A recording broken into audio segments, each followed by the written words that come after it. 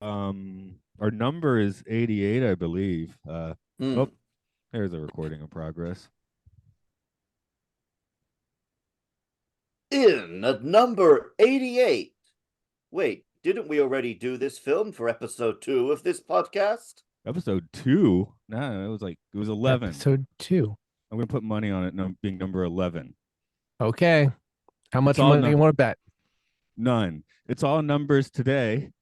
This is 2001: A Space Odyssey, a podcast looking at films and filth. I got that backwards. That's fine. Um, so We can yep, call it whatever we want. we can call So it anyway, whatever we this want. is part 2 of our No, 2001 Matt, I series. was correct. It literally was episode 2. Yeah, that's why I was trying to get him to bet me money.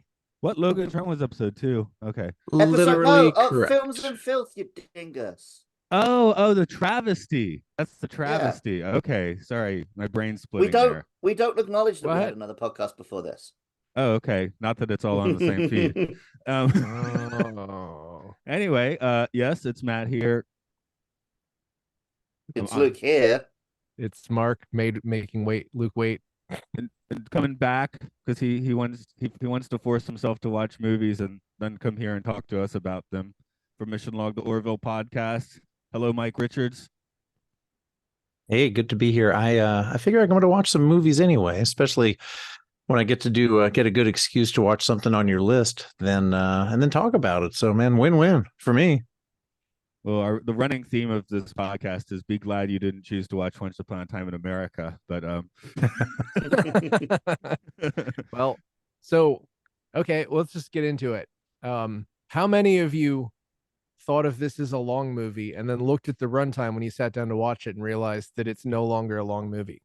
this is one of those cases where I almost didn't bother watching it again because I was a weird child, and in elementary school I probably watched this movie like twice a month on VHS taped off of the Superstation.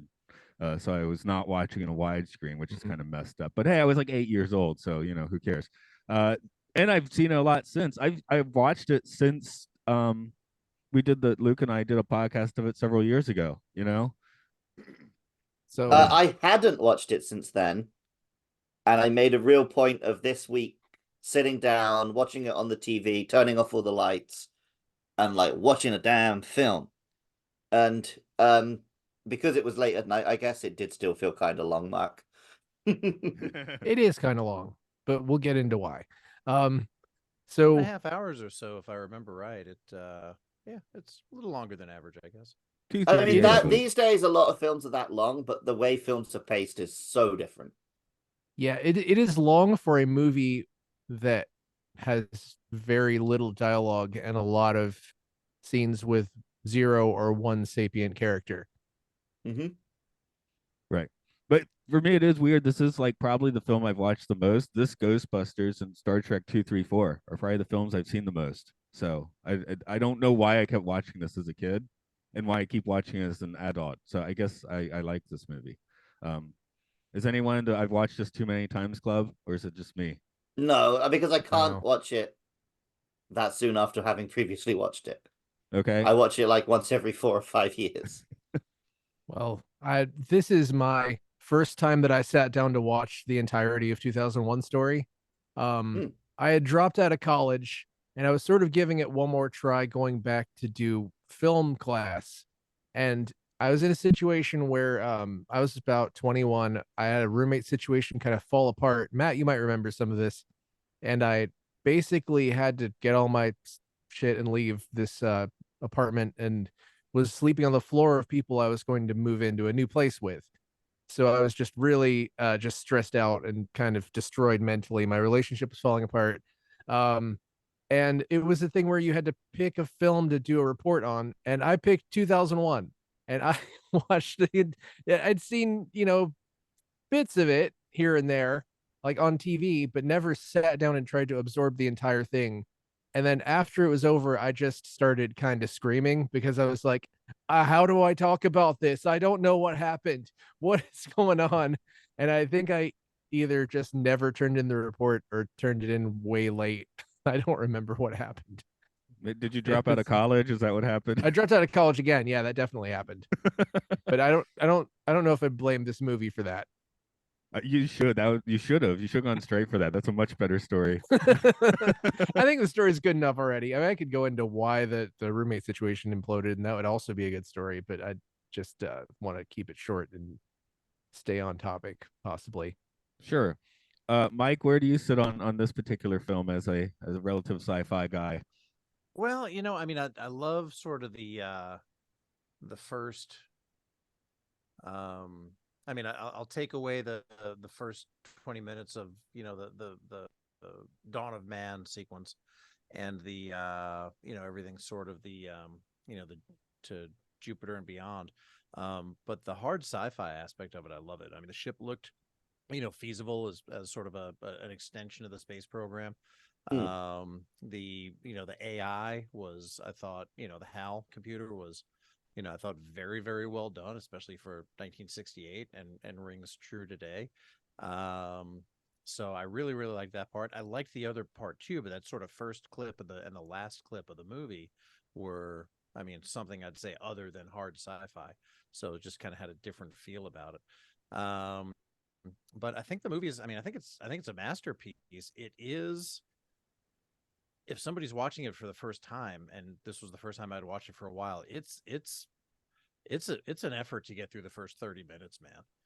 For me anyway. I mean, I just feel like the pacing is just so, come on guys, let's do something. Oh, really? I'd Yeah. say the all the Dawn of Man stuff I love. All the Jupiter mission I love. Just the dude going to the moon and chatting to co-workers bit. Cut all of that. Yeah, I had forgotten that was in the movie, which is Cut really anything weird. before they get to the second monolith. But I think we have so Matt gave me for Christmas last year the book of the making of this film, which I just read recently. And Kubrick's vision with this film was to make the first good sci-fi. Good.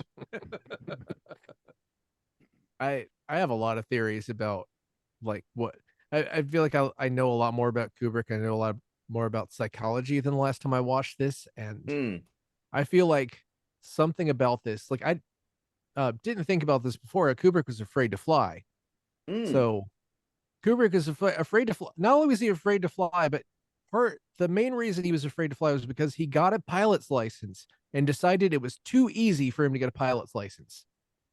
So basically, he has this weird distrust, and then makes a movie about someone flying places we've never been before. And I think his control freak nature manifests itself in Hal, and Hal kills everyone but one guy. So the one guy has to follow the set path into oblivion, basically. He completes his mission. He's a real go-getter. Yeah, we don't know what he is because he doesn't talk after he kills Hal. We don't really know what he wants, except for he flies in a straight line. If you can't tell, I'm trying to come up with new takes and fresh takes about this movie because I know that this has been just dissected by everyone who's ever lived. Man, if he thinks it was easy to get a pilot's license, wait till he finds out about guns. Well, maybe that's what Full Metal Jacket's about. Yeah. So all the Pan Am stuff is basically a horror movie in Kubrick's mind. Okay. Mike, you had a point there? Oh no, just the Pan Am, that shuttle was gorgeous. I would have preferred to be TWA, but that's only because that was my company that I flew for a number of years. But that was just a beautiful shuttle that dropped him off at the beginning. You mentioned we don't know what Dave was thinking after he, unplugged Hal. Was he along for the ride? Was he steering? Was he just caught up in this kind of, wormhole like hyperspace or whatever it was? I don't know. I was just kind of very trippy and just kind of watching the colors change, thinking that, all right, they made it to Jupiter. Now it's time to take this guy into the fold and show him where we're from, I guess. Well, yeah, with you're talking about like Dave not really having a character. I think if I was gonna come at this film to criticize it, for a film about humanity, it lacks any. Well, except for Hal. Like the most relate. I'm gonna say the most relatable characters in this film are a monkey and a computer. That like, sounds like your kind of movie, Luke. Oh, it is. Yeah. I loved it. No, well, I love Yeah. this film. I really like this film, but it is weird how it like all of its human characters are so flat. Like the guy, like they try and give you like, oh, here's a guy phoning his daughter. Like, am I right remembering that's Stanley Kubrick's daughter? I You are believe correct. so. That's Vivian Yeah. Kubrick. Yeah. So you know, not the best child actor we've ever seen, but she does come across awkward, like an awkward child on a telephone call. So I guess that works. It feels so obvious to me that the video calls were, staged, and it took me a second to be like, wait, this isn't real. They didn't have video. Now we just take it for granted and just Yeah. does things Question- like glitch out. Question for the group. Speaking of the phone call with the daughter, the video call with the daughter, what is a bush baby? Isn't it was like a little like lemur type thing? I don't know. I wrote it I down. I was don't like, what the F know. is a bush baby? And why would this man? Yeah. Oh yeah. I'm right. It looks like a little sugar glider. It's like a. They are kind of cute, but also kind of gross. I thought it was something racist, That's so I'm the glad cute one. it's not that. No, it's a little animal from Africa. Okay, good. Stanley looks like Kubrick's something you would- uncanceled. It looks like something you would catch in Oh. Monster Hunter World. Oh yeah, that's cool. I like that. Okay. I want so one you now. you want a bush baby? Okay. Yes. Well, we know what you can request on the video call next time. Yes. Here's a bush baby, a monkey. I They are will, primates. I will shoehorn Oh. in, I guess, the summary now, since I wrote it 5 minutes before we started this Zoom. So you're gonna say it.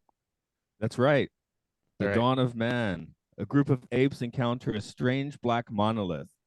Once one of them makes contact, they gain tool and weapon making skills and beat the tar out of a neighboring ape tribe. Jump cut a few million years. Dr. Haywood Floyd is en route to the moon. A black monolith has been found under the moon's surface. Dr. Floyd takes a team to check it out when the monolith beams a signal towards Jupiter. Jupiter mission.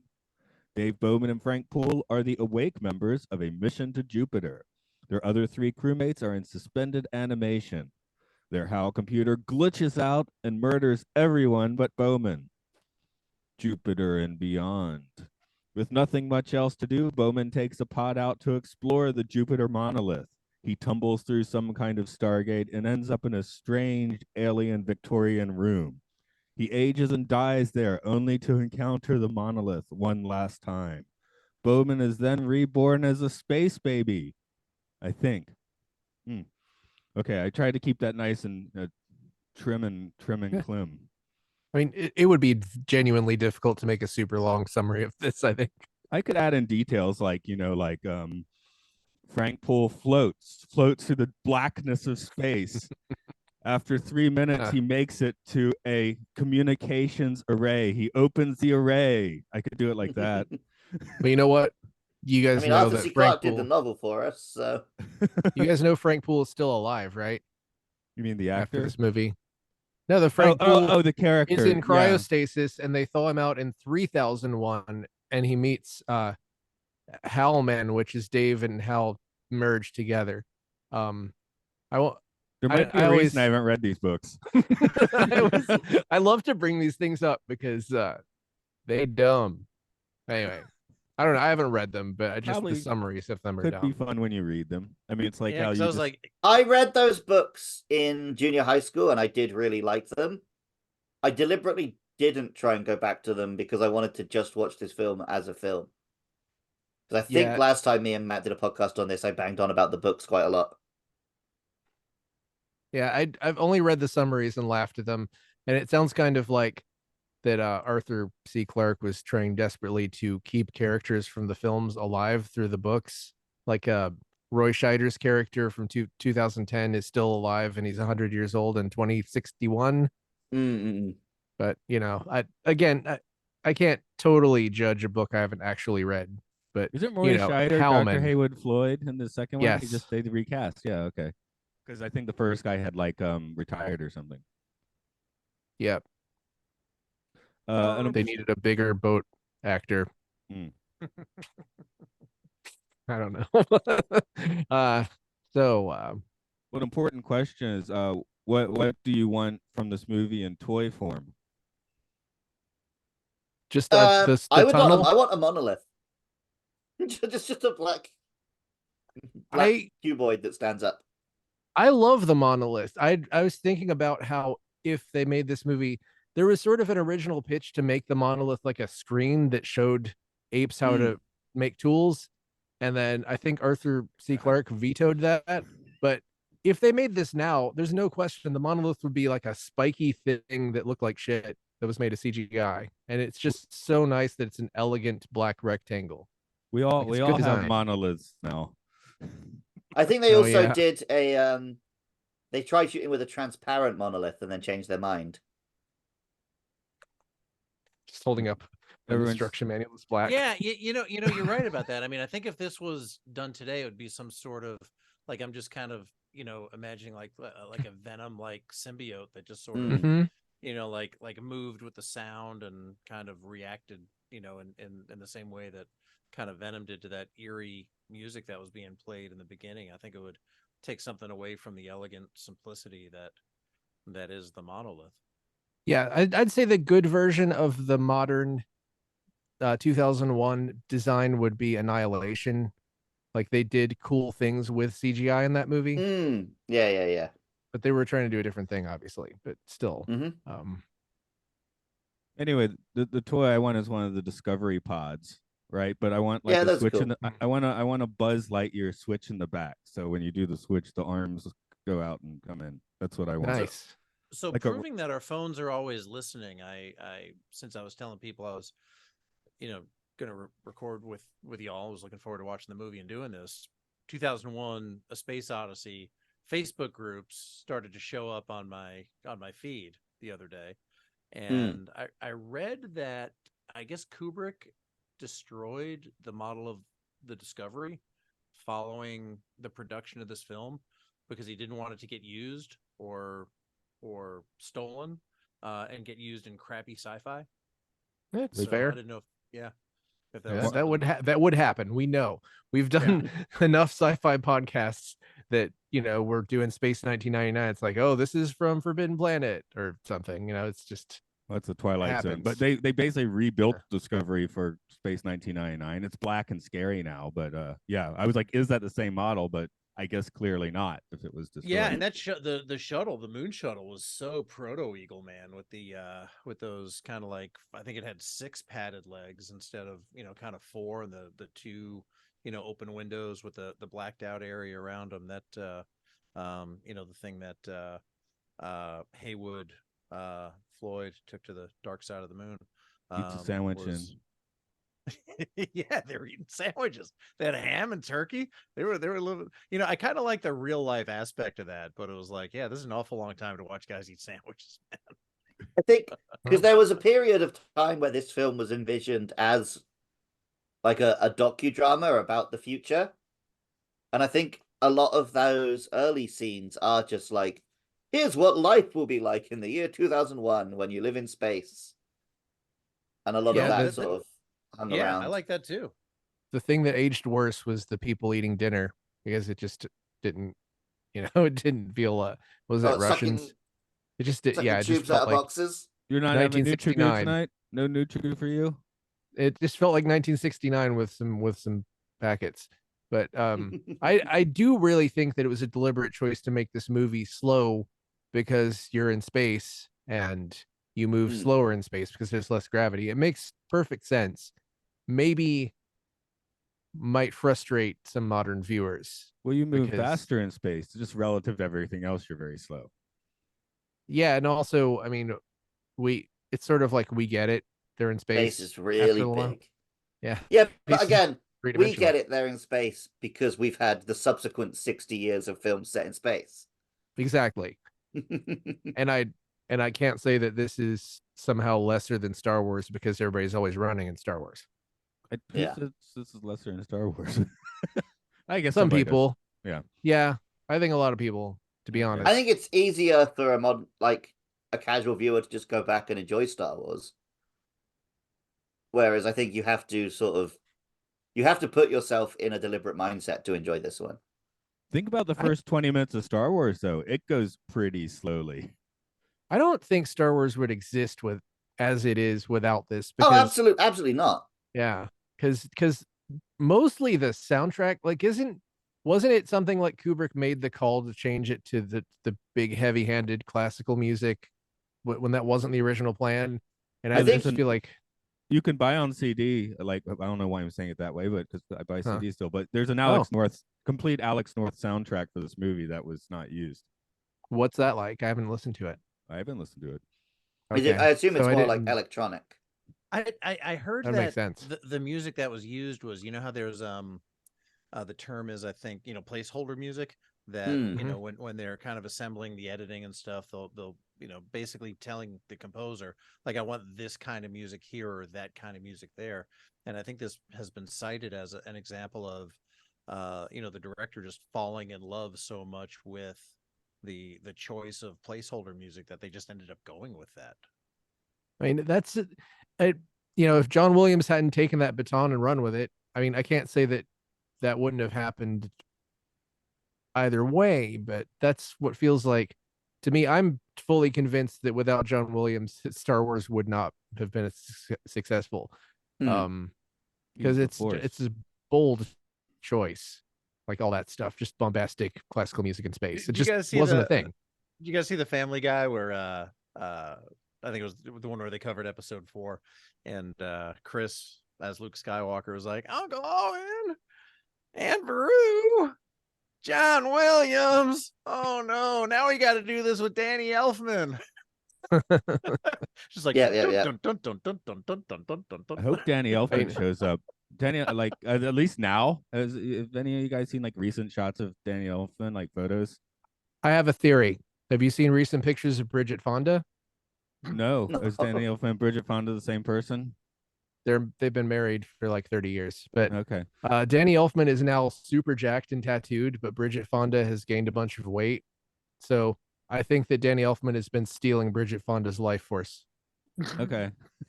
Sorry. That's my theory. I'll steal that because my image of him is ripped on stage with like red hair, like Mhm. making some insane face. So Yeah, and then He do- go he look doesn't- up Bridget Fonda. I mean, hopefully Bridget Fonda's doing okay, and nothing. Absolutely, hopefully she's just living her best life and doing whatever she wants. But there's no actual know. energy vampirism going on. Maybe you hope. I mean, that's not. Allegedly. Yeah, it's probably not real, but I hope it isn't. Anyway, but it is my theory. Okay. Hmm. I think we just backed into a cul-de-sac. What were we I have just no idea talking how to about? get out of it. What were we Music. talking about? Music. Oh my god. Yeah.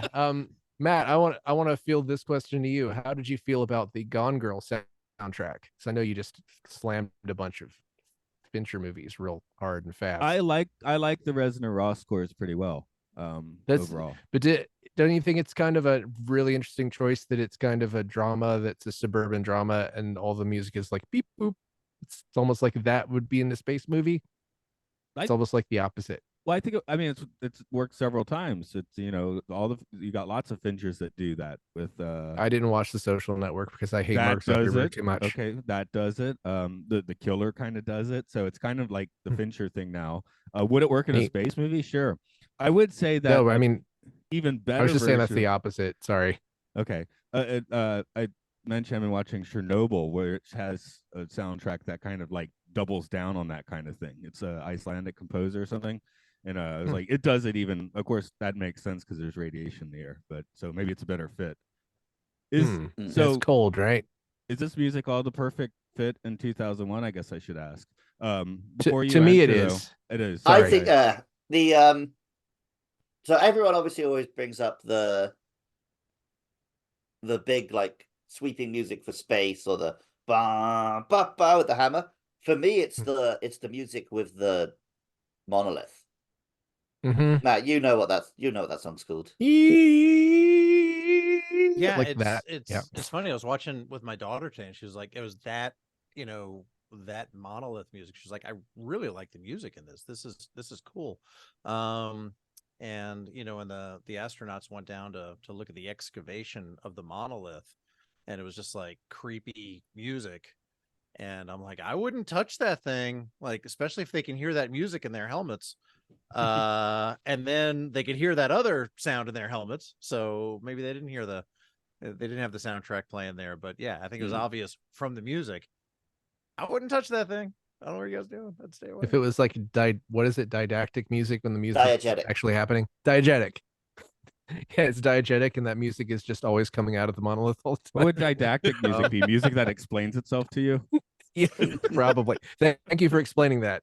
This is dramatic music. Something dramatic is happening on the screen. And didn't pedantic Deadpool 2 music. do that? Pedantic music is when when the music is explaining what didactic music is.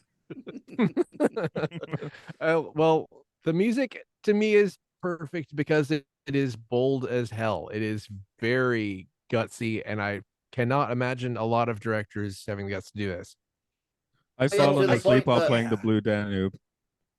There are huge sections of the film where it basically is just music and visuals. Like it's basically a music video for classical music. Yeah. It is a rarefied charm in life, by the way. I just have to share this sometimes. I have these like 4 or 5 hour orchestra rehearsals on a Sunday, especially if it's cold outside and hot in, you get sleepy. And there's a certain pleasure in life falling asleep while playing a symphony. Because it's a cello, you could just like kind of knock out on it, Wow.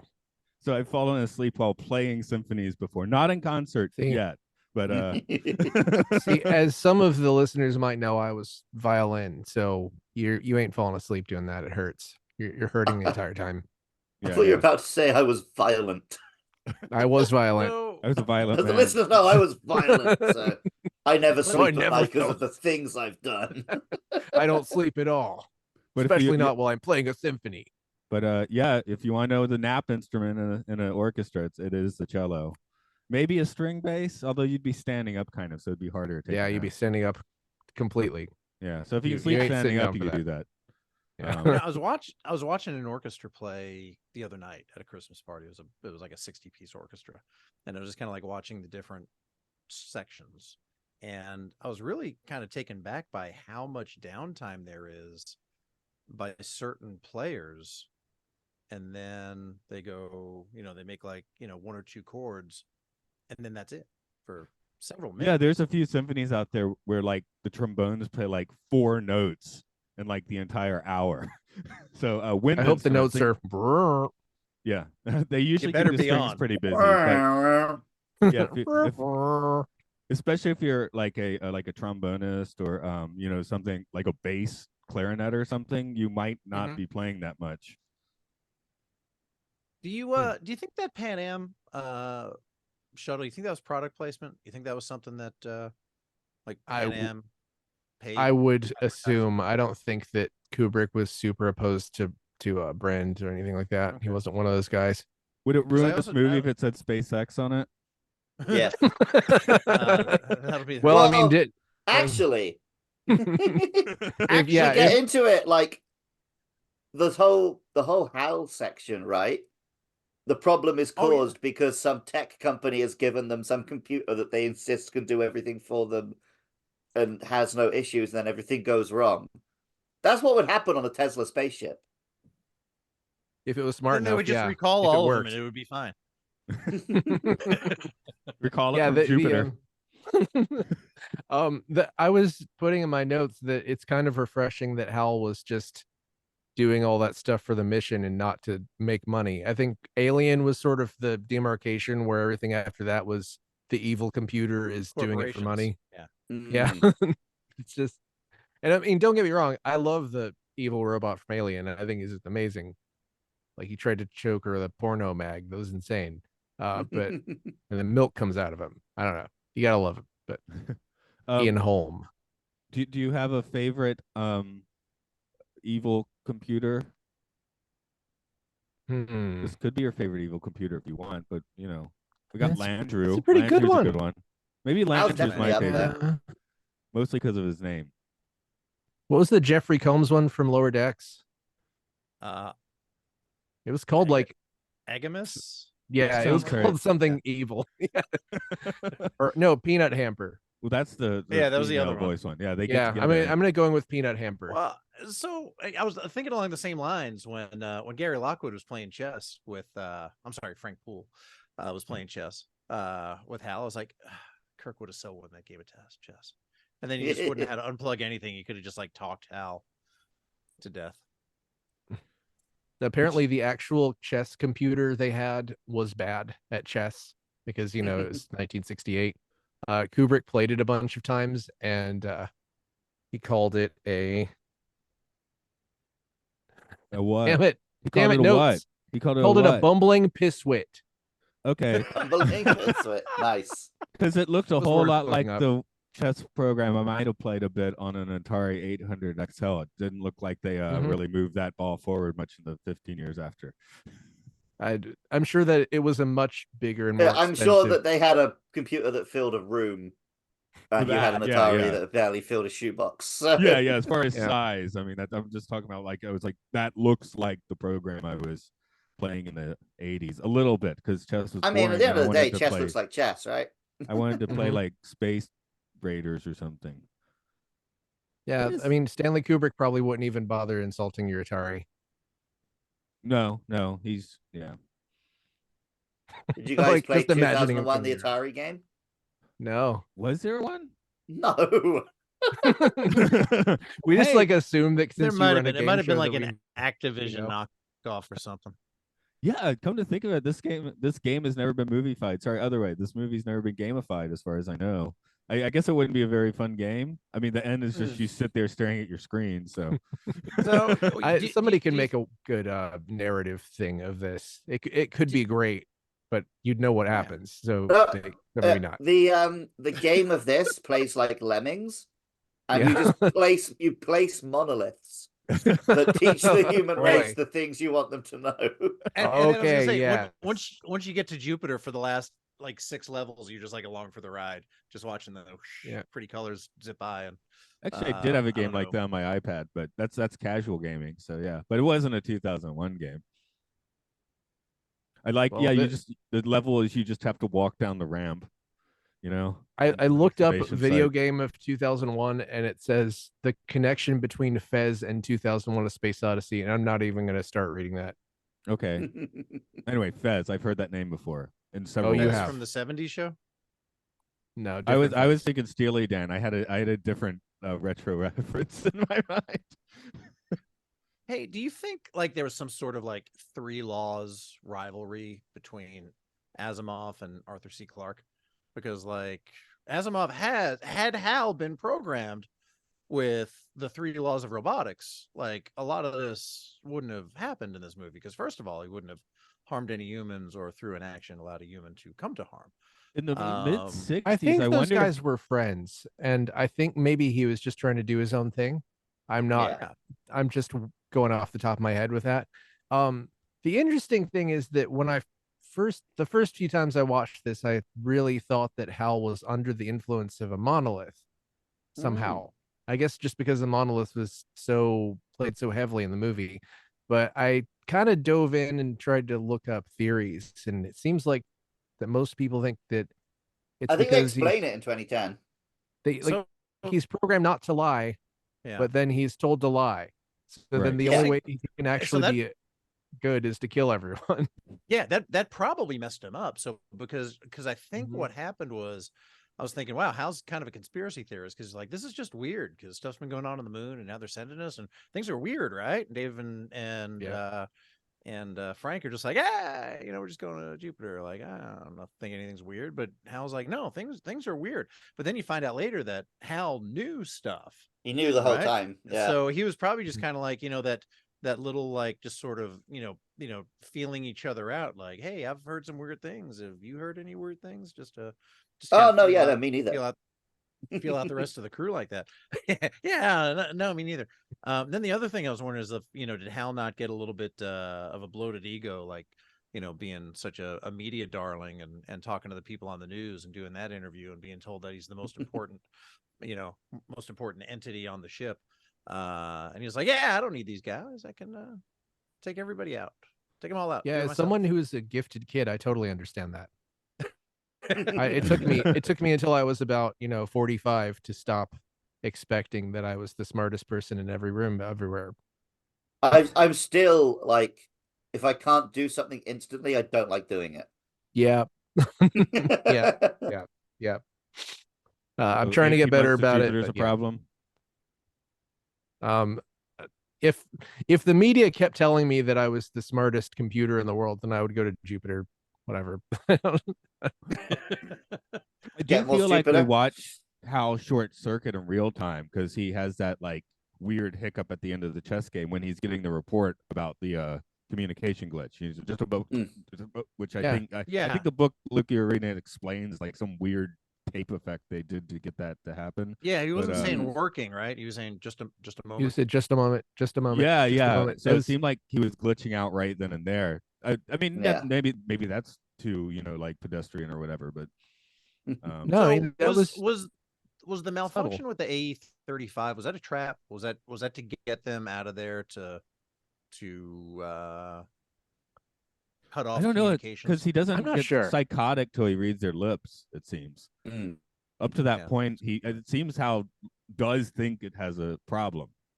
Maybe he sends them out again. Maybe he's so smart that he had predicted the entire sequence of events of the film, and in 72 hours there would be a malfunction because he would be dead. He realized it's the only way he can get Dave to fly. The only way the mission can be completed is if he's not there. Yeah, if he tricks him into killing him, and then they're on course and he can't veer away. Yeah, and that's the master plan. Well, I mean, that's so pretty ahead smart. of the game. He can show Frank and Dave advertisements of things they don't even know they're going to need for like 2 days later. An advertisement. Yeah, that's good. That's good. Did anybody see Ad Astra? No, actually, no. I didn't really like it, but there was a really cool sequence where he basically goes to the moon, and the moon has just McDonald's and all kinds of, just every kind of, just looks like a big futuristic garbage suburb. That's everyone's review of Ad Astra that I've heard. I didn't really like the movie, but it had this one really cool thing, and it's always something different. So add up all the cool things together. There are movies that just don't add up to the sum of their parts.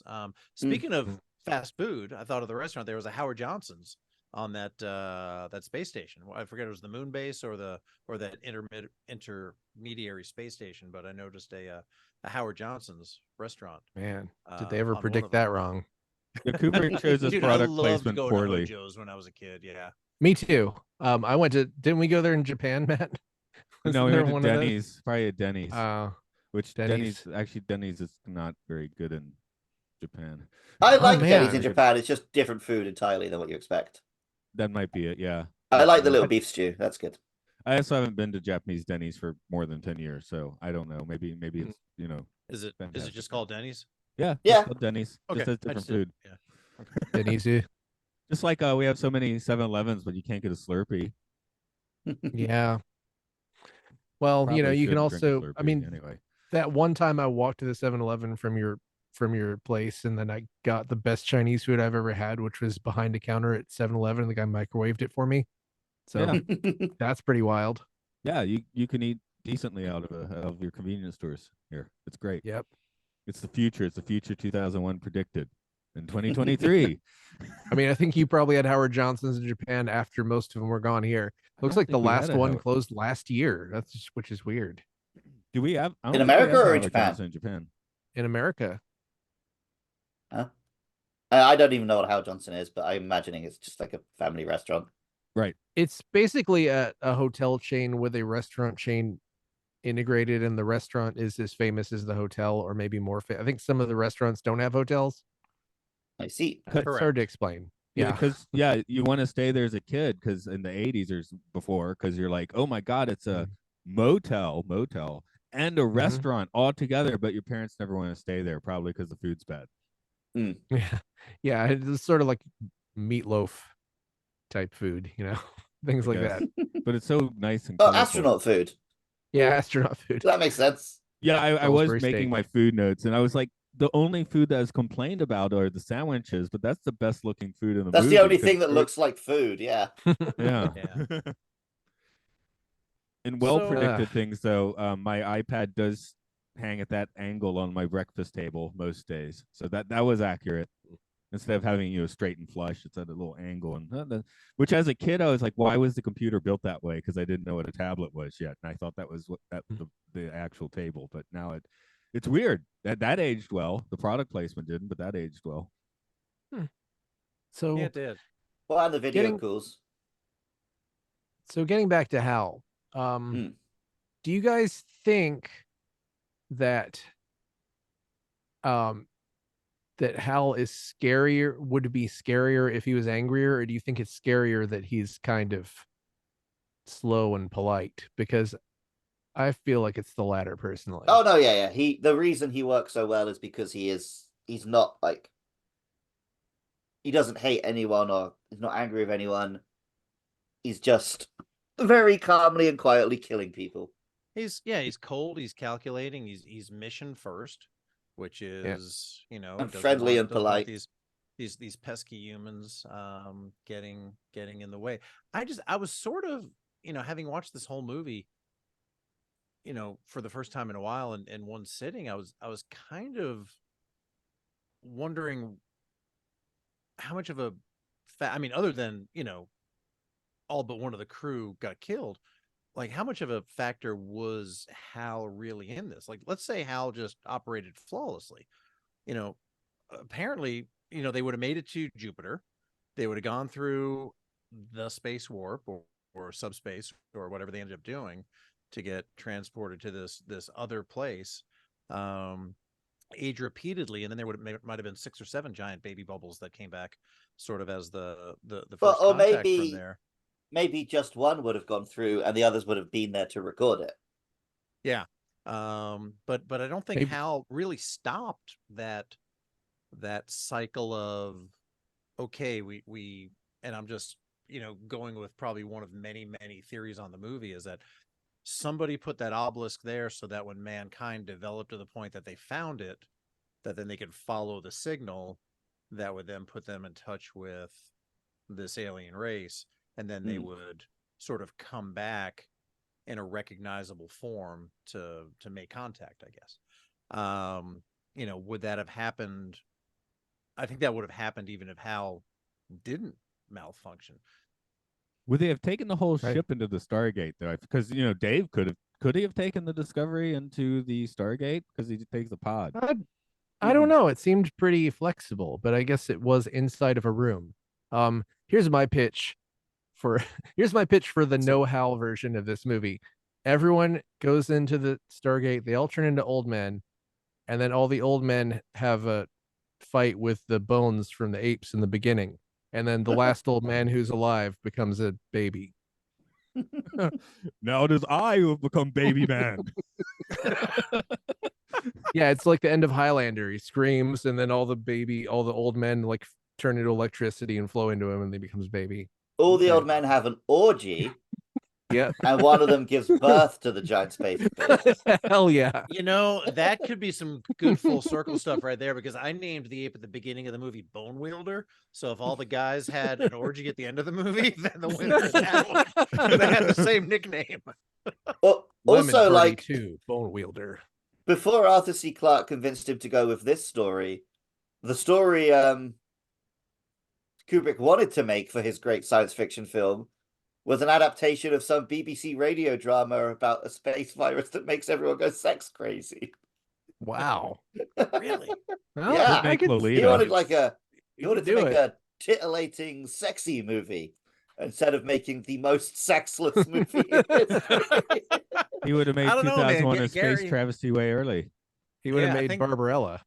I think they were going for some beefcake with Gary Lockwood running around the loop, and then kind of hanging out, listening to his parents sing happy birthday to him wearing nothing but short shorts, which was And an Cyclops interesting creative glasses. choice. In my modern brain, I was just like, wow, he sprung for the rights to Happy Birthday. How about that? I believe they are actually like free and loose now.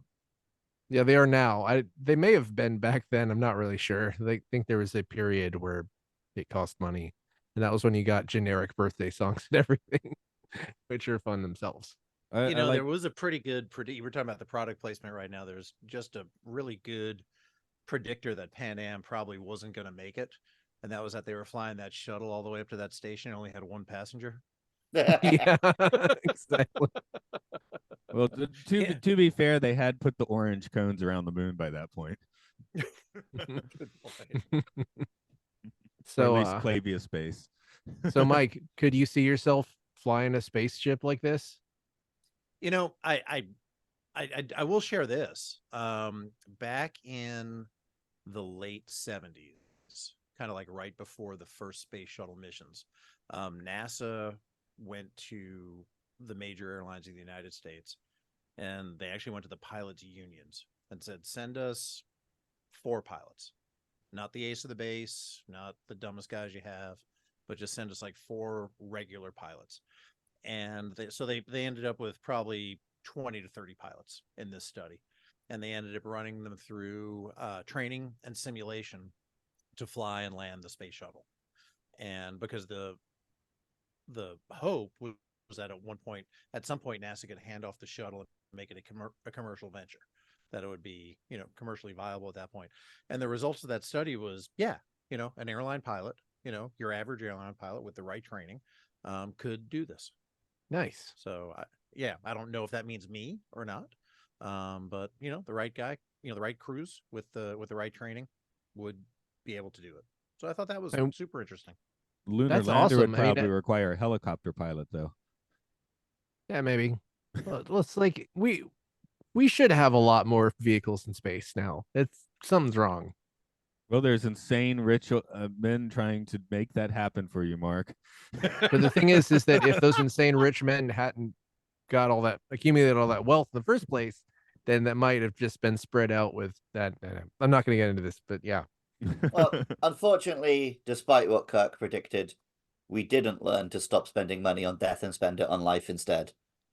And somehow it's more profitable to keep killing each other than going into space. Yeah. There's your depressing answer. I mean, yeah, probably a lot to blame. It's the year 2001 that actually did happen. Yes. I mean, 2001 was just it's not the cause of anything. It was a result. Yeah, I mean, it was sort of a what do you call it? An inflection point. Yeah. Yes. Diversion point. Matt or Mark, who maybe you're more familiar, how are Kubrick's politics? I don't think he was that spoken about. We went throughout Kubrick. I can't tell if this film is like anti-capitalist or anti-socialist. Because it does seem to be like everyone just works together. The individual is not that important. But is that meant? Does the film like that? Does it dislike that? Is the product placement and like how criticizing corporations running this sort of mission, or is that meant to be a positive thing? It's kind of hard to tell. And maybe that's the beauty of Kubrick just being a filmmaker and not shoving his message down your throat, that you could totally interpret this either way. I mean, I'm skimming an article, and it seems like he probably was an angry guy who had a bunch of views on things that didn't necessarily fit into a mold, like one of those sort of a South Park guy, I guess. Social Darwinist, I see that thrown about. Liberal humanist, distrusted almost all authority. There's just a lot of just angry guy stuff. I think his politics were just use an angry dude who had a lot of power. You know I what I mean? was thinking one thing this year I've heard explained as sort of like one of the reasons Oppenheimer was such a success is because a lot of people went into that movie being like, what is Christopher Nolan trying to say with this movie? What are Christopher Nolan's views? Why did he choose this subject? Because I guess like Kubrick, he keeps himself a little bit enigmatic as far as his actual views go. So people are like, what does this mean? And I guess you're getting that with this movie too. You know, he keeps himself opaque enough that you don't really know, but that allows you to, you know, put your own thoughts into it a little more deeply, I guess. Um, I think a lot about. I guess I'm just so used to modern films always being like, here is our message. This is the message of this film. Yeah. Yeah, I think a lot about The Shining and how interesting it is that sort of Stephen King sort of hates it because Stephen King thinks that cocaine is evil and Stanley Kubrick thinks that people who do cocaine are evil. I guess what my take of it. Or maybe it was just alcohol with that, but that's a very interesting thing to me, is that film feels like it's the politics of that film are that sometimes your dad is a fuck up and and insane. I mean, obviously, there are very political films in the past. You can go watch, we just watched Salt of the Earth. I mean, that's as political as possible. But the general vibe of stars, and I would say directors too, up through probably late 90s, is before social media, stars, being the author or the movie star, would basically keep their politics to themselves. I mean, we didn't really know about James Woods until social media got rolling. Yeah. Well, I mean, Tom Cruise lived a lucky, charmed, quiet life in a way. And there is, of course, there's value in the idea that, hey, just because these guys act good doesn't mean their opinions are worth listening to. Yeah. I don't necessarily dislike the idea of that version of celebrity compared to today, where, if you're famous, then suddenly people listen to you and you get to rant about how, I mean, you could love the Who, but you probably don't want Keith Moon in your kitchen. He'll smash the toaster. Well, most actors don't write, and I think that was sort of a thing where we went through that short phase where there was a strike and actors had to talk about themselves and not about the projects they were working on. It was kind of nice because I'm like, I went to Dragon Con and saw actors talk about their method, which I don't feel like I usually get, but that's what they do. They're there to act, right? It's like writers write, and I don't think writers usually are famous enough to get to talk to anybody about anything. Like you did a lot of that in real time. Did you come away with anything? Didn't you had several podcasts during the strike talking to actors in that mode? I enjoyed that so much. Like when we did the Orville panel in Las Vegas, it was, we couldn't promote any of their work. We couldn't talk about any of their struck work, but we could talk about, who met whom first, who worked together with who first, how did you guys make each other better? What's your process? Things like that I found far more interesting than, in episode 47 when you guys went down to the planet. What were you thinking as far as a wizard did it? They were the lizards, Luke. No, Hal is a Republican. So, and that's one of the things, like, with like I hate to call it mixed messaging, but you look at Star Trek, the original series, which had, so much, messages in there about, diversity and representation and that kind of thing. But then on the other hand, it was sort of like this, grand or idealized version of the Marshall Plan, where, capitalism, free trade, freedom, is sort of the answer to all your problems. And if we provide that, then you'll be able to, develop to your fullest and be your best selves. So it had sort of equal, what in, 2023 would be considered kind of equally conservative and, more liberal views, kind of the best of both, I would say. And I think if you want to appeal to the most amount of people possible, you'll kind of maybe make it a little murky which side you're on, so that you don't offend 49 to 51% of the population. I mean, I'm sure I'm sure people were very easily offended in the 60s, but it feels like people are more easily offended now than ever. It's not that people are more easily offended, it's just that you never heard about it before.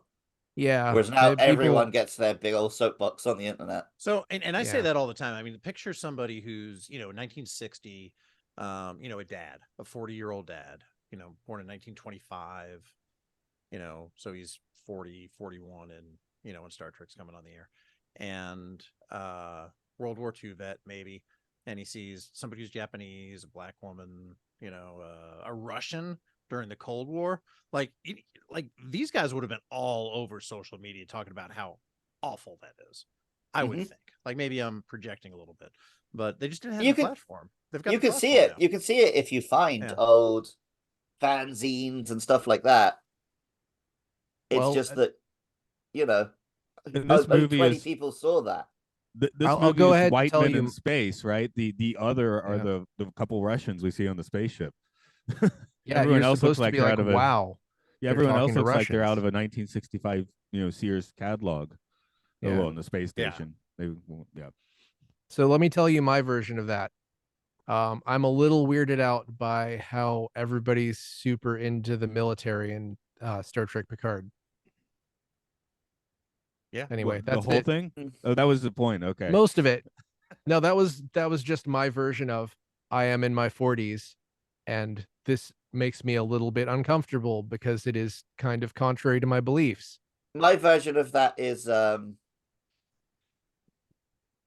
different angle, but Spider-Man, who I remember as sort of the doesn't play by the rules, problem with authority, working class superhero, is now a child soldier with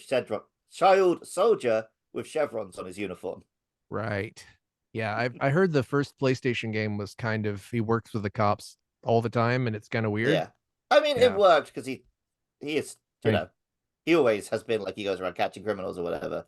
He literally has a cop on his radio that he chats to.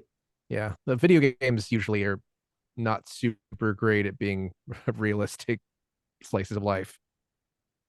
Like let me tell you about everything that you already know about this city. You probably don't want to know the politics of some of your favorite video game designers. Oh, Guy who created Earthworm Jim, massive homophobe. Yeah. Let's I guess put the film or Filth label onto 2001: A Space Odyssey. 2001: A Space Odyssey is a film that is painfully lacking in filth. Yeah, it's too much of a film. Yeah, it's a spotless film. This is like if you raise your children like this, they won't have an immune system of films.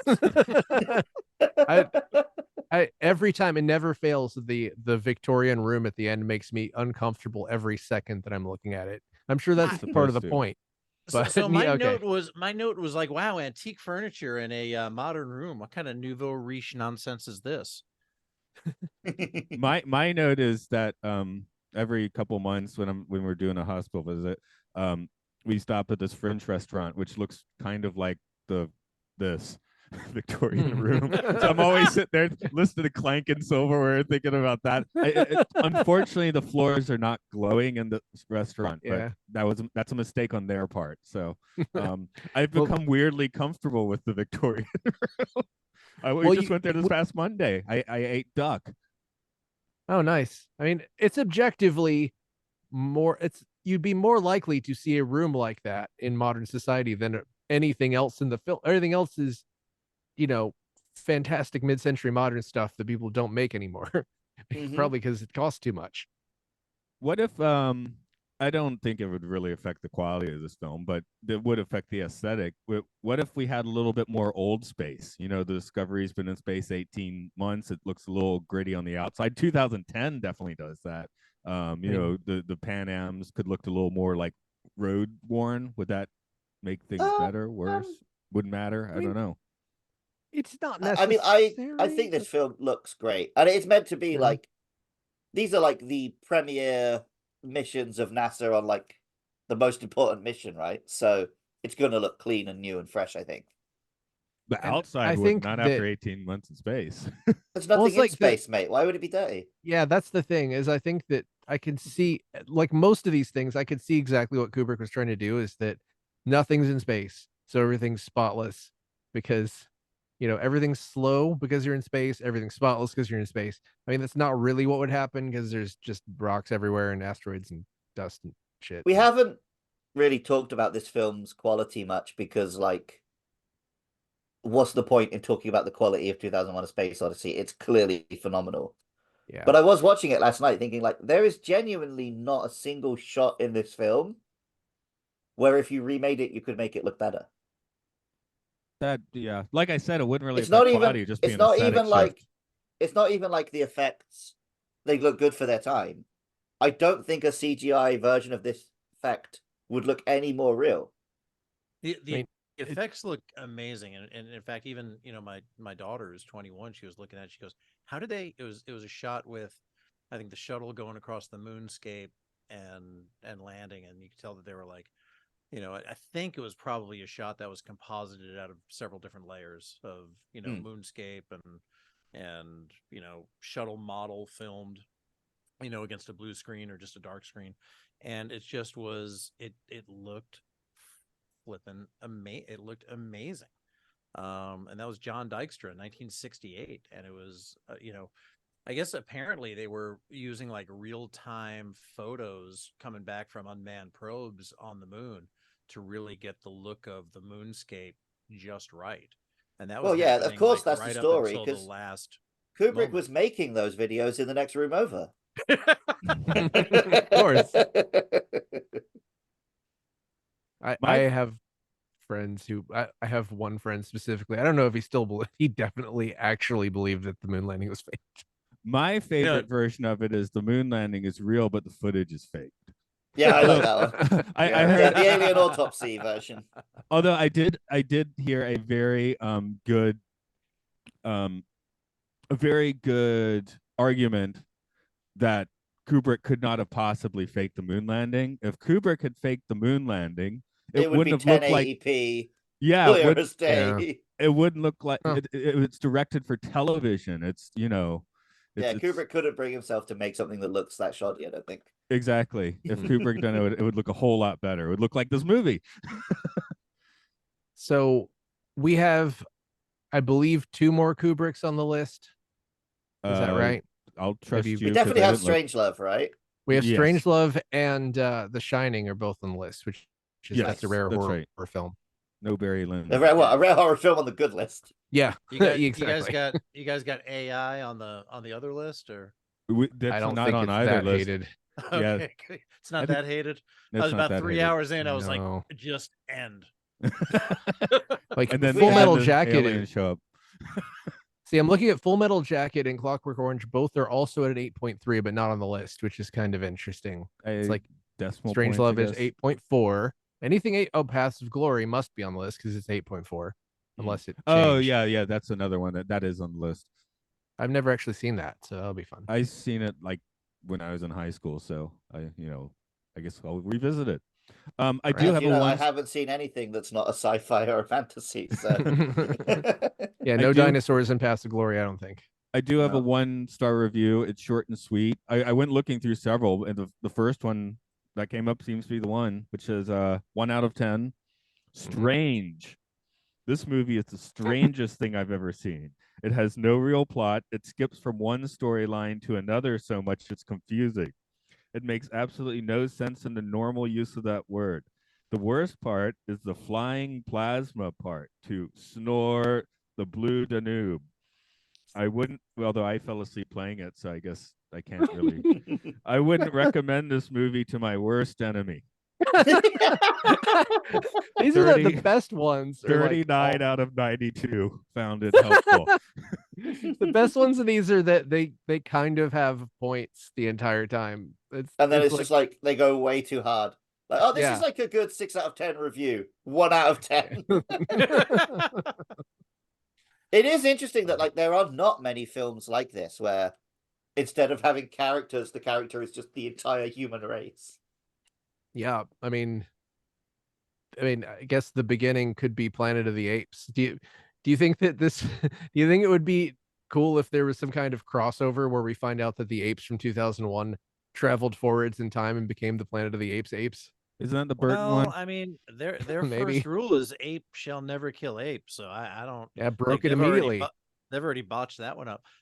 Interesting piece of trivia. Sci-Fi 5. I did one of my writing assignments was a film called Trog, which was Joan Crawford's last acting role. The mask, the prop mask that Trog wore, was recycled from this film. Huh. Trog was a missing link type character. living in a What was cage. Trog's relation to Joan Crawford's character? She was an anthropologist, and Nice. they found this guy living in a cage, not a cage, in a cave.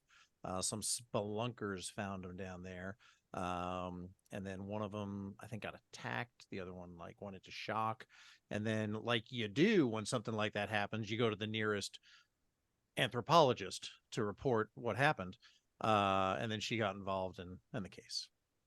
Nice. That Sounds sounds like great. a horror They said movie she was very version nice of as Encino long as Man. they said she Yeah, was that's what very I'll say. nice They as sort of long as she was remade it. drinking her Pepsi. Um, All right. I'm not necessarily going to read these reviews, but I just found a run of a 3 more 1-star reviews, and I have to read the titles Sure. one after another. A crushing bore, utter tripe, why this film was meaningless crap. I was describing this to a friend when I told him I was watching it yesterday, and I sort of was like, the film is like the weather. It just is. It's hard for me to even specifically state my opinion on it. It's like I do love it, but it's also like a weird, but it's a weird film. It sits in a weird place, right? Speaking of friends, I have to read one line. It said, a friend tells me Kubrick was trying to capture the boredom of space. He succeeded. Man, great. People coming for this real hard. I love it. This is a film that if you were saying like, oh, I've got an evening, I want to watch a film, I would not recommend. I do But that. if you were like, oh, my local theater is playing 2001: A Space Odyssey, don't walk, you have to go. Because it's not really like it's not popcorn entertainment, but it is fucking art. The last you time have to, I saw if this you have a movie. nice screen, a nice sound system, and you can just watch this film, it's worth doing. But it's not like, oh yeah, that's a fun Saturday night. I think it's good for a video wall at a party or something like that. Like it's perfect for that. That too. And yeah, it's the last time I saw it. Sorry, go ahead. Frame's a piece. No, every frame is a piece of art. I mean, it's probably the same thing you were going to say. It's that video wall idea about it. Real quick, I saw this film in a movie theater. It came out in '68. I was born in '67, so it couldn't have been first run. It had to be, making its round back in the movies like movies did back then. Probably when I was out, if I were to guess, I'd probably say I was 5 or 6 years old when I saw it, and just so it has always had kind of special meaning for me because I don't remember a lot of grown-up movies that I got to see when I was that young of this magnitude, of this kind of social stature that this film has. I was going to say the last time I saw this was a New Year's Eve screening where they showed the film, and then when it was time for New Year's, they stopped the film and everyone counted down and yelled Happy New Year's, and then they resumed the film, and it was just somewhere in the middle of it. It wasn't like they planned it out super well, but that was a good way to watch it. I often see those tweets where it's like, if you start the film at 10 what, then the character will say this line at New Year sort of thing. What would be the moment in this film for that? The part where Hal kills a guy. Happy New Year. Yeah, Happy New Year. The old man New Year died, and baby New Year I is think coming. You want the title card, Jupiter and the New Year, Jupiter and Beyond the Infinite comes up at midnight. Or the baby, the space baby shows up at midnight. So it's like baby New Year, literal baby New Year. I guess we should wrap this guy up unless someone had another point they wanted to spit out. I have some, but I probably said in the last podcast, so go back and listen to that. I have no thoughts that someone hasn't already shared. Zero Gravity 2001: Space Odyssey. Did anybody pick up any significance out of the song Daisy Bell? That was. Oh, I think we looked this up last time, Matt. Wasn't it the first song a computer ever sung? Yeah. Yes. I was going to say that Zero Gravity Toilet was Kubrick said that is the only intentional joke in the film. And so it is. Yes, 1892 vaudeville song. So yeah, I looked it up, but you guys chatted about it already. I was first. Bicycles were the height of technology in 1892, probably. So, and the bicycle was the space shuttle of its day. I guess they did have steam engines. Tall It's, ships, mm, steam you know, ships. a spaceship built for two is probably just as bad an idea as a bicycle built for two. Somebody's Probably. gonna Gemini? fall off. You don't like Gemini? Yeah, we often talk about in the Twilight Zone, like, you need one more person on this crew because now you've just got one dickhead who's going to ruin the other guy's life. Yeah. Three-man crew keeps everyone. Keeps Well- everybody balanced. Yeah, keeps everybody accountable, I would say, having a three. There was a good gag in a Transformers comic where Rodimus Prime was talking about he likes having his two underlings who can argue with each other because then he just gets to do what he was going to do anyway. That makes sense. 2-star screams. That's one way That's of like capturing. that's like Smart Kirk guy. having Spock and McCoy. One always telling him to do something emotional, the other one telling him to do something logical. So he just gets to do what he was going to do anyway. What That should makes have been perfect is sense. Kirk just sits in his chair while Spock and McCoy do it, have it out in the conference room. Yeah. He's not there for it. Yeah, just kind of lets the dust settle and then does what he was gonna do anyway. Any references, any evidence of any application of Arthur C. Clarke's three laws in this film at all? No, What because are the Clarks? three laws are We I think Asimovs are the ones Yeah, that we Asimov usually had think the three about. So laws. you don't Yeah. happen to have Clarks in front of you, do you? Because I'm not. Well, sure I know who they kind are. of know them. So the one that's most famous is the any sufficiently advanced technology is indistinguishable from magic. Okay, yeah, that's we know that the one. whole monolith That thing, that right? could be getting swept away, Ah. to the nether to Oh. infinity and beyond. Oh, this is at the great. end. I think that Yeah, was I have the other there's two. The other two are great. I love them both. I'll save my favorite for last. The other one is if any older distinguished scientist tells you something is possible, they're almost certainly correct. However, if that same distinguished elder scientist tells you something is impossible, they are almost certainly incorrect.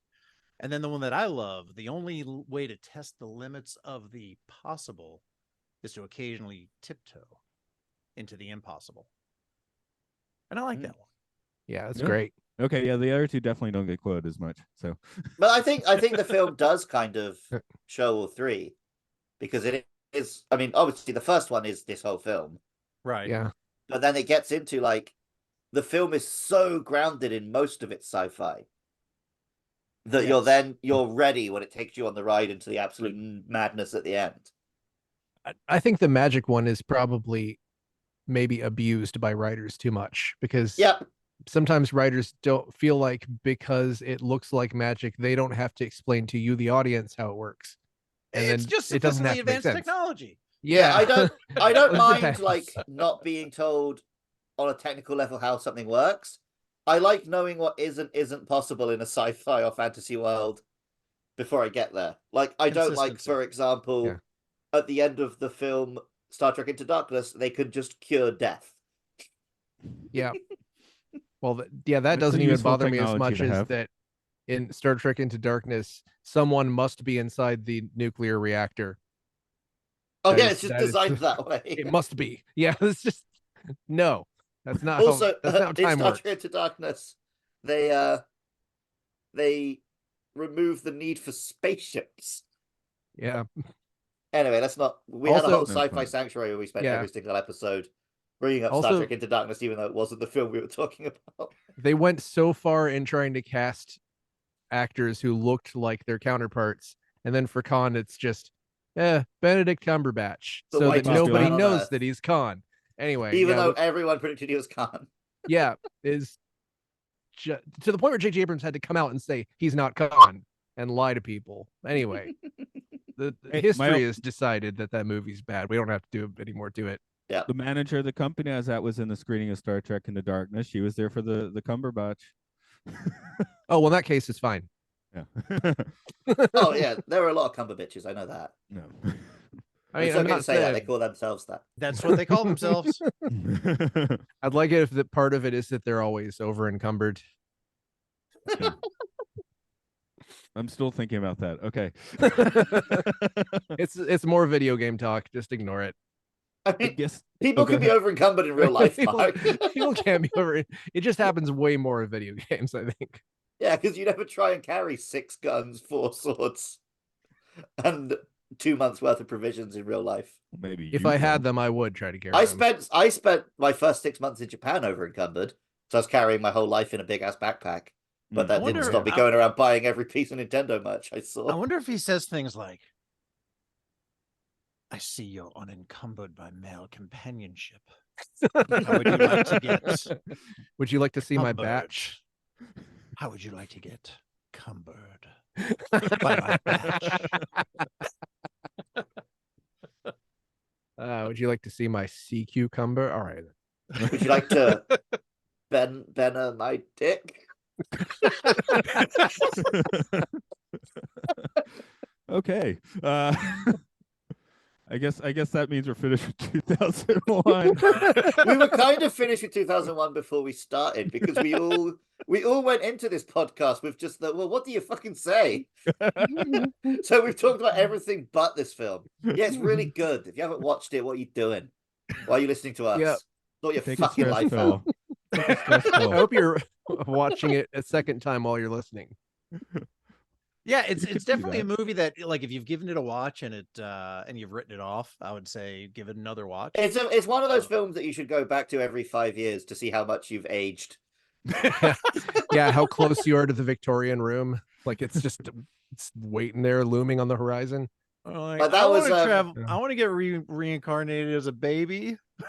Like Star Trek Space the Motion Baby. Picture, I was like, oh, I'm old enough now that I really like this. Yeah. Well, Mike, what's going on with your Orville-ing? If that Not really a whole lot right now. The actors and writers strike is over, so we're hoping that they might do a new season. Jessica and I went to Seth MacFarlane's Christmas party, holiday party last Saturday night. So we had a chance to chat with Seth and Tom Costantino, Andre Bormanis, Scott Grimes, and so basically what they're being told, what they told me is they're kind of being told to keep their calendars open.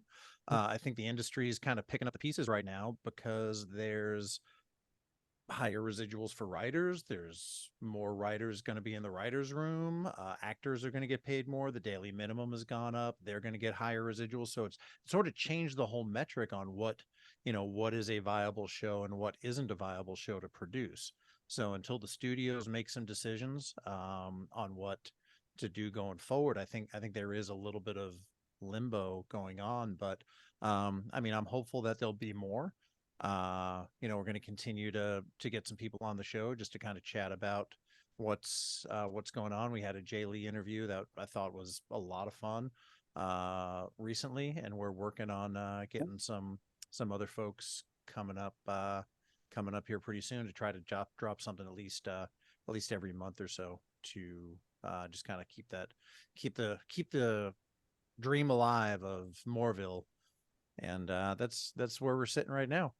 We may look at doing some other shows. That's a decision that is forthcoming from the Roddenberry Podcast Network. But we may be looking at some other sci-fi shows that have strong Star Trek ties to them. Cool. Alrighty, and if folks haven't watched the Orville yet, do that and listen to Mike and Jessica get into it because it's a good time. Yeah. I binged it in like 3 weeks. I think it's bingeable. Wow. Oh, okay. I didn't even do that. Well, because I followed along week by week. I guess that's why. I was dog sitting a lot, so it's just you're paid to hang out with dogs and watch TV, which is good. As for us, for Films and Filth, you can support us on Patreon at Podcastio. Podcastius help us keep the lights on and the server cost. We do this, of course. Time Enough podcast about the Twilight Zone. Space 99 podcast 99 about Space 1999. Luke loves Pokemon where he loves Pokemon. Hyrule Field Report where he loves Zelda. And the Game Show where game gamers ask questions that make it sound like they don't love each other. That's accurate, right? Yeah. Well, there's a bunch of complex interweaving relationships. It seems like. Okay. And anyway, now we're gonna go. At least Luke and I are gonna go talk to a monkey. As a few years ago, we did get to talk to Daniel Richter, who played Moonwatcher, not Bone Weaver or whatever. But and we talked to him about the Beatles because he was also John and Yoko's right hand man for 3 years. But he was also Moonwatcher in 2001, and we did get a segment with him. So here it is. And then I'll stick that there, of course. I forgot to say that I thought the apes were real when I was a kid. I think it comes up in the segment that I'm Oh, yeah. patching in. I thought the apes looked very realistic until kind of I guess that scene where they were all looking at the monolith, and you could sort of like see their kind of faces and eyes a little bit more clearly. But just the jumping around apes and hanging out with whatever those pig dog man bear pig things were. I mean, I thought they looked incredibly convincing even now. I guess Luke probably needs to run if nobody else. But Mike, I know we have you listed for something not too long now. So I'm just checking on what it is. I think that 2, 3, 4, 5. Airing 6 weeks after 2001. So 2001 is going to air like January 8th or something, I think. And then 6 weeks after that is, oh God, you asked for Requiem for a Dream. Okay. Holy shit, I did. That movie is so fucked up. Ass to ass. Oh my God. Yeah, that. Oh, you change your mind if you want. I get to be on television. And then Inglourious Bastards is shortly after that. So. Oh, I got that one too, or no? Your name's on the list at least, yeah. Okay. Yeah, I like that one. So that's got to be one of the good ones, right? They're both on the good list. They're both on. I'm kind of pissed that Inglourious Bastards isn't higher. Between those two are Mac and Me. And before it is The Adventures of Shark Boy and Lava Girl 3D, and after it is Dragon Wars D Wars. So those are the bad ones surrounding Fuck them. yeah. I kind of wanted to see Dragon Wars. Wars. To see about all of those films. Dragon Wars D Wars? Of course. Yeah, I heard it was kind of good. Okay. So I never did see it, but it was in theaters for like a week. Hopefully it'll be like the In the Name of the King situation. So I think it is. It's like a Korean film.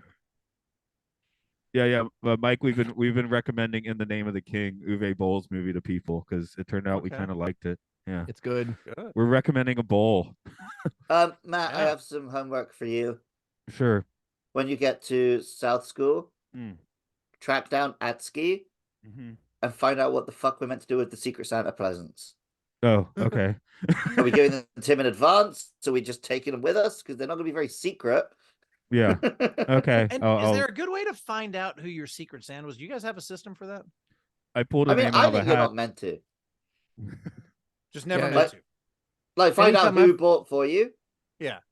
Yeah, no, you're not meant to. They can tell you or they cannot tell you. Yeah, that's always been a thing. Anytime I've done that, is somebody's like, "Yeah, I knew you'd like that thing," and Okay. Anyway, yes, I will question that man. But yeah, we're having a Secret Santa run by Japanese people who've never done one before, and they didn't think to ask any of us for advice on how to do it properly. So they didn't ask people if they want to take part. They just signed everyone up, and they didn't put a price limit on things. Oh no! I was told an iPod. An iPod. It was like the worst. One of those. What do you call it? White elephant party. Like the worst ever was I got a baseball in a paper bag, and of course nobody copped to fucking giving that. I was just like, God damn it. No, I asked my wife what should. Well, what actually did tell me $10. That was yen. Sorry. Oh, that's because me and James bullied him into saying that. Oh, okay. He was like, no need. There's no need. It's fine. Well, there is a need. Trust us. We've done this before.